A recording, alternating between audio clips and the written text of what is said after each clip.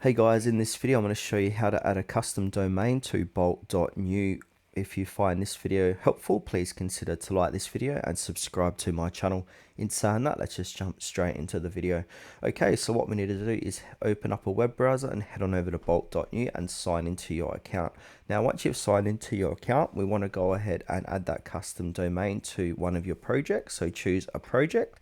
Now once we're inside that project, I've just made some changes to my simple baby app here, but basically you want to go ahead and either say publish this application, or on the top click on publish. And now once you click on publish, it's going to go ahead and start doing that. And then from here we've got custom domain, so we can go ahead and add a domain you own or buy a new domain. So depending which route you want to do, go ahead and click onto one. So if you want to add a new domain, but then from there we do need to upgrade our subscription. So once we've done that, we can go ahead and add our custom domain.